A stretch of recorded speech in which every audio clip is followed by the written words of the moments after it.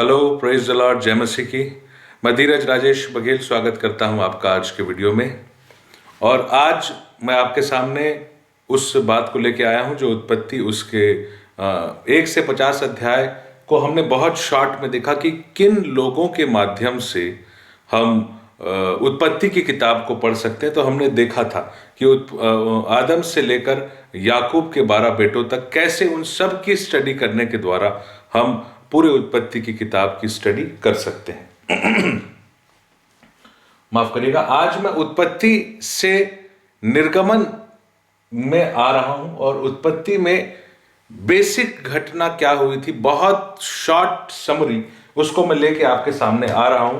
इसलिए ऐसा कर रहे हैं क्योंकि यदि हम ये नहीं जान पाएंगे कि उत्पत्ति में एक्चुअली क्या हुआ था तो निर्गमन कैसे शुरू हुआ, कहां शुरू हुआ और क्यों शुरू हुआ, ये हम समझ शायद अच्छे से नहीं पाएंगे। इसी के लिए मैं आज आपके सामने उत्पत्ति को बहुत शॉर्ट में बताऊंगा। सबसे पहली बात है, परमेश्वर ने एक व्यक्ति को बनाया जिसका नाम आदम था। उसकी पत्नी जो हुई वो हव्वा हुई और इसके वंश बढ़ते गए जो आप चैप्टर 4 चैप्टर 5 है ना, उत्पत्ति के अगर आप देखेंगे तो ये आ गया नूह तक। और नूह का वंश जब आगे बढ़ा तो नूह से हुए शेम, हाम, येपेत। और शेम, हाम, येपेत में से शेम के वंश को जब आप आगे पढ़ेंगे ये आपको पता चलेगा उत्पत्ति चैप्टर 11 में। उत्पत्ति उसके चैप्टर 11 को यदि आप देखेंगे तो आपको पता चलेगा कि शेम और हाम और येपेत में से शेम के वंश से आगे जाके हुआ अब्राहम। अब्राहम से एक पुत्र हुआ इसहाक, इसहाक से एक पुत्र हुआ याकूब और एक हुआ एसाव। और ये जो एक पुत्र याकूब था इससे हुए 12 बेटे। और ये 12 बेटों के नाम मैंने आपको बता दिए, जो है रूबेन, शिमोन, लेवी, यहूदा, जूडा, इस्साकार, जबलून, दान, नप्ताली, गाद, आशेर, यूसुफ और बिन्यामीन। मैंने इंग्लिश में रूबेन, साइमन, लेवी, जूडा, इस्साकार, जबलून, दान, नप्ताली, गाद, आशेर, जोसेफ, बेंजामिन, ये मैंने नाम बता दिया। अब बात यह है कि जब पहला मनुष्य बनाया गया तो उसका वंश आगे बढ़ा और वो नूह तक पहुंचा जब जल प्रलय आया था, जिसको आप उत्पत्ति चैप्टर 6 से 9 के बीच पढ़ सकते हैं। आदम से नूह तक कैसे आया, क्या क्या हुआ, आप चैप्टर 4 और 5 को पढ़िएगा। नूह के बच्चे शेम, हाम, येपेत, उनके पूरे वंश कहां से कहां तक क्या हुए, इसको चैप्टर 10 में पूरा पढ़ लीजिएगा। चैप्टर 11 में यानी अध्याय 11 में बताया गया शेम से लेके अब्राहम तक कैसे वंश आया। अब शेम से अब्राहम तक जब वंश आ गया तो अब्राहम वो व्यक्ति था जिसको परमेश्वर ने चुना, अब्राहम को बुलाया। अब्राहम की कोई संतान नहीं थी और 100 वर्ष में अब्राहम की एक संतान उत्पन्न हुई। उसके पहले 86 यानी 86 की एज में अब्राहम की एक संतान हो चुकी थी, इश्माइल, लेकिन वो प्रतिज्ञा या वाचा की संतान नहीं थी। इसहाक 99 वर्ष में परमेश्वर इब्राहिम के पास आया, बोले अगले वर्ष संतान होगा। इसहाक उत्पन्न हुआ और इसहाक से हुआ याकूब और एसाव। जब याकूब आया तो परमेश्वर ने याकूब का नाम इसराइल रखा और इसराइल रखा और याकूब के 12 बेटे हुए और वो 12 बेटों के नाम आपके सामने हैं। और अब उत्पत्ति जो है वो जब याकूब तक आता है तो उत्पत्ति 28, उत्पत्ति 29, उत्पत्ति 30, 31 तक, 32 तक आ जाता है। और उसके बाद से ये आप समझ सकते हैं कि करीब 32-33 के बाद से आपको याकूब के बच्चों की घटना समझ में आएगी, और आप उसको पढ़ते जाएंगे तो अलग अलग घटनाएं, बहुत सी घटनाएं हुई। इनकी एक बहन दीना भी थी, 12 भाइयों की एक बहन दीना भी थी। पर खैर, आज हम बहुत ही मूल बातों की ओर जाएंगे। तो इसमें से एक भाई था यूसुफ, जोसेफ, जो याकूब का बड़ा प्रिय था। उसको परमेश्वर ने स्वप्न देखने का एक गिफ्ट दिया हुआ था, और यूसुफ जो है वो स्वप्न देखा करते थे। इस गिफ्ट के माध्यम से उनको भविष्य की बातें पता चल रही थी कि आगे क्या हो सकता है, और इस कारण से बाकी भाइयों में बहुत जलन की भावना आ गई, और याकूब विशेष प्रेम यूसुफ से करते थे। इस कारण से उन्होंने एक रंग बिरंगी अंगरखा, एक बहुत सुंदर ऊपर का कोट जैसा बना के दिया था। तो इसके कारण से भी भाइयों को जलन थी, और फाइनली इन भाइयों ने उसे एक सूखे गड्ढे में डाल दिया, उसके कपड़े उतारकर, और फिर 20 चांदी के सिक्कों में यूसुफ को बेच दिया। किनके हाथों? इश्माइली लोगों के हाथों। ठीक है, इसको मिटा के जल्दी से हम आगे की घटना देखते हैं। 12 भाइयों ने जो थे उसमें से 10 भाई अलग हुए। उस समय तक बिन्यामीन पैदा नहीं हुआ था, बेंजामिन यानी बिन्यामीन। तो अब उस समय यूसुफ ही सबसे छोटा था। इस यूसुफ को मिस्र देश बेच दिया गया इश्माइली लोगों के हाथों। इश्माइली लोगों के हाथों 20 चांदी के सिक्के, 20 सिल्वर कॉइन्स। किसको बेचा गया? यूसुफ को, इन बाकी बचे हुए 10 भाइयों के द्वारा। अभी में बिन्यामीन भी पैदा नहीं हुआ इस समय, या बहुत ही छोटा है। इस पूरे स्टोरी में ये 10 भाई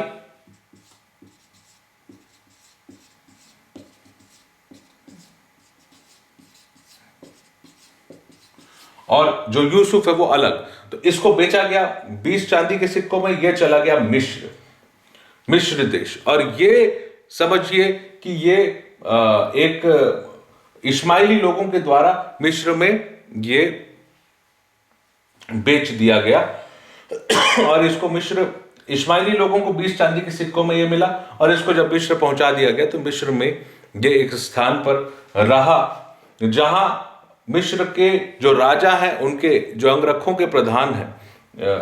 के प्रधान, उनके यहां यूसुफ रहे, जिसका नाम पोतीफर था। उसके यहां भी उसको साजिश में फंसाया गया, और फिर फाइनली यूसुफ जो है वो जेल चले गए।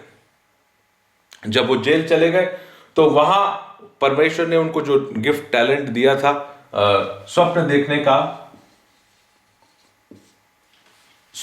का, इसके माध्यम से यूसुफ जेल से बाहर आ गए। और जब वो जेल से बाहर आए तो उन्होंने फिरौन यानी मिस्र के राजा, और यही नाम ये कॉमन नेम है, किसी भी मिस्र के राजा को फिरौन कहते हैं। उनका एक्चुअल नाम अलग होता था, लेकिन मिस्र के राजा को फिरौन कहते थे। तो फिरौन के स्वप्नों का भी अर्थ जो है वो यूसुफ ने बता दिया, और फाइनली यूसुफ को मिस्र देश का प्रधानमंत्री बना दिया गया। और जब यूसुफ मिस्र देश का प्रधानमंत्री बने तो उसके बाद इन्होंने बहुत अच्छी अकाल में व्यवस्था की। अकाल पड़ने वाला है, जो फिरौन को स्वप्न में पता चला, जिसका अर्थ यूसुफ ने बताया।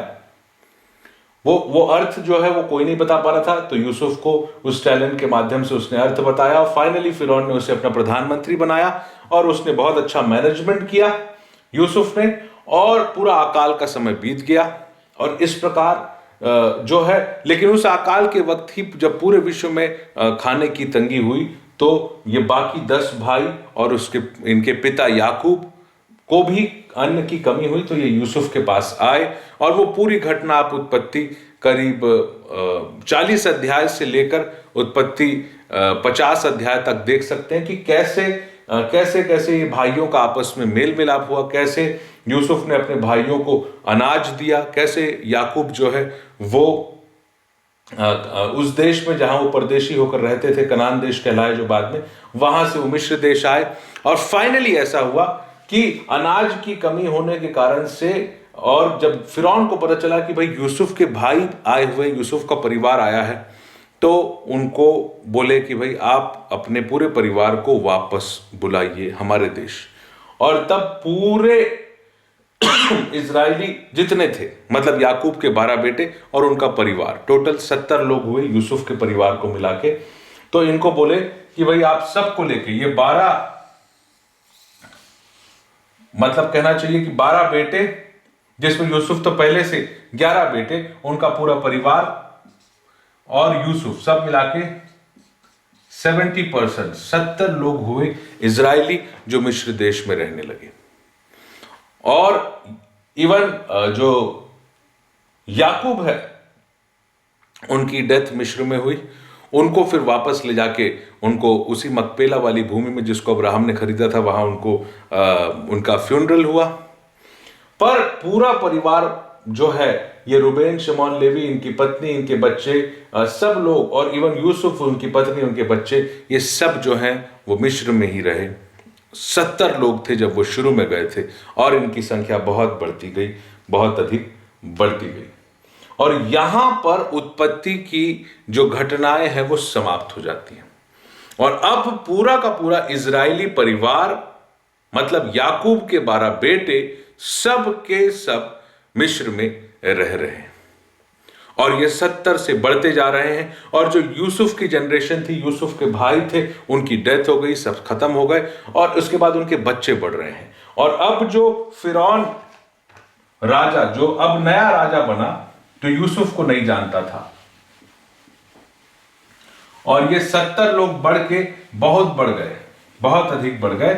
तो फिर समस्या होने लगी, और फिर मिस्र देश में घटनाएं शुरू हुई। और यहां से स्टार्ट होता है एक्सोडस, यानी निर्गमन। और यह बात आपको जानना जरूरी था जो उत्पत्ति में हुआ, कि कैसे सब लोग मिस्र में आए। ये पूरे 70 पीपल जो बढ़ के इनकी बहुतायत हुई, बहुत बढ़ गए। और फिरौन जो है वो यूसुफ को नहीं जानता था, तो इनके साथ गलत व्यवहार। तो अब समय होता है इन बहुतायत की संख्या के इजरायली लोगों का गुलामी का समय, करीब 400 साल की गुलामी, 400 ईयर्स। और जिस दिन ये मिस्र से बाहर निकले, और ये सब कुछ हो रहा है मिस्र देश में, मिस्र देश में। और जैसे ही करीब 400, जिसकी भविष्यवाणी पहले ही अब्राहम के सामने हो चुकी थी, और जब ये मिस्र देश में गुलामी में रहे, तो एक लीडर रेडी हुआ जिसका नाम था मोसेस, यानी मूसा। और मूसा जब तैयार हुआ, तो मूसा को परमेश्वर ने एक कार्यभार दिया था कि लोगों को एकत्रित करो, सारे इजरायलियों को, और उनको लेके मिस्र से बाहर जाना है, उनको लेके मिस्र देश से बाहर निकलना है। और इस प्रकार का काम के लिए मूसा को चुना गया। मूसा का एक भाई हारून था, हारून को चुना गया। और इजरायली लोग, इनका एक अलग अलग किस्म का व्यवहार आपको दिखेगा मिस्र देश में। क्यों? क्योंकि ये कभी परमेश्वर के साथ बड़ा खुश होते थे, कभी ये परमेश्वर का विरोध करते थे, कभी ये परमेश्वर के ऊपर डाउट करते थे, और कभी परमेश्वर की बातों के लिए हामी भरते थे। तो आप अगर एक निर्गमन की स्टडी, जो आज का मेरे वीडियो का विषय है कि निर्गमन के मुख्य कौन पुरुष या किन लोगों का जीवन स्टडी करें, तो पहला आप स्टडी करिए फिरौन का जीवन, दूसरा आप स्टडी करिए मूसा का जीवन, जो सबसे बड़ा लीडर, तीसरी आप स्टडी करिए जो है हारून का जीवन, और चौथी आपको स्टडी करनी पड़ेगी इजरायलियों का जीवन।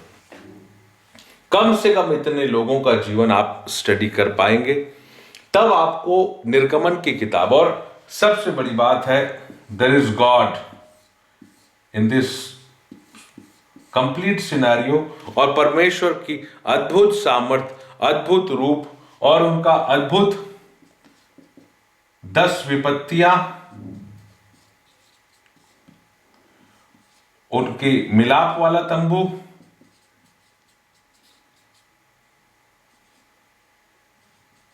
और बहुत सारी ऐसी बातें परमेश्वर की 10 कमांडमेंट्स, ऐसी मतलब 10 आज्ञाएं, 10 विपत्तियां, मिलाप वाला तंबू परमेश्वर की, और बाकी आज्ञाएं, बाकी व्यवस्था, मिलाप वाले तंबू का कंस्ट्रक्शन, ये सब कुछ इस निर्गमन की किताब में पाया जाता है। आपको कम से कम निर्गमन उसका पूरे अध्याय को समझने के लिए फिरौन, मूसा, हारून और इजरायलियों के जीवन को समझना पड़ेगा। ये 4 मेन ऐसे लोग हैं और सिंगल पर्सनालिटी है जिनके स्टडी के बिना निर्गमन समझा। और सबसे बड़ी बात है परमेश्वर।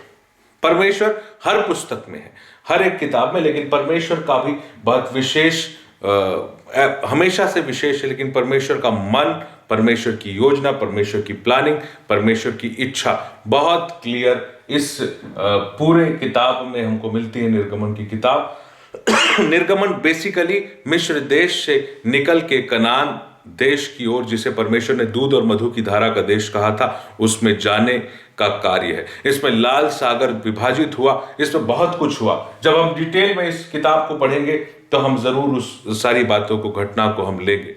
पर आज के लिए मैं आपको बताना चाहता हूं कि परमेश्वर ने एक जाति को कनान देश से मिस्र देश लेके आए, वो इजरायली जाति थी। उसकी संख्या बहुत बढ़ गई तो उनसे 400 वर्ष की गुलामी कराई गई, क्योंकि फिरौन और मिस्री लोग डर गए थे। और 400 वर्ष की गुलामी के बाद एक लीडर तैयार हुआ, मूसा, जो इनको उस गुलामी से छुटकारा देने के लिए परमेश्वर ने चुना था। और फिर लाल सागर को विभाजित करते हुए इनको मिस्र देश से निकाला गया। करीब 40 वर्ष ये जंगल में इन्होंने सफर किया। इनके साथ मूसा के साथ हारून रहे, और इजरायली जिनकी अगुवाई एक चरवाहे के रूप में परमेश्वर और उनके निर्देश पे मूसा कर रहे थे। इसका पूरा ब्यौरा, और ना सिर्फ इसमें बल्कि व्यवस्था विवरण में भी है, व्यवस्था तो लय व्यवस्था में भी है, और अन्य घटनाएं गिनती की किताब में भी पाई जाती है। पूरी की पूरी व्यवस्था की किताब है। एक एक करके हम सबको देखेंगे। और अभी तो मैं स्टार्टिंग बहुत ही सरफेस, मतलब बहुत सतही बातें, बहुत ऊपर की समरी बता रहा हूं, पर डिटेल्ड बातों को भी हम समझने की कोशिश करेंगे, व्यक्ति के जीवन से, जैसे मूसा के जीवन से, हारून के जीवन से, परमेश्वर के विचारों से, और फिरौन के जीवन से। तो उम्मीद करता हूं कि आज के इस वीडियो में आपको निर्गमन की घटनाएं बहुत शॉर्ट में पता चली होगी, कैसे ये निर्गमन से मतलब मिस्र से निकल के ये कनान देश की ओर ये रवाना होते हैं, और कौन इनके लीडर होते हैं। ये 4 लोगों को आपको स्टडी करना पड़ेगा। तो उम्मीद करता हूं प्रभु ने आशीष दिया होगा। फिर से मिलेंगे हम एक नए वीडियो के साथ। तब तक के लिए आप बने रहिए। सारी किताबों को अब हम लय व्यवस्था विवरण, गिनती, इन किताबों की ओर आगे बढ़ेंगे। तो आप बने रहिए। एक एक करके हम सारी किताबों को शॉर्ट में देखेंगे, फिर डिटेल में अलग अलग पर्सनैलिटी, अलग अलग लोगों के जीवन, उनके व्यक्तित्व को देखेंगे, परमेश्वर को भी समझते रहेंगे। प्रभु आपको आशीष दें। जय मसीह की। Praise the Lord.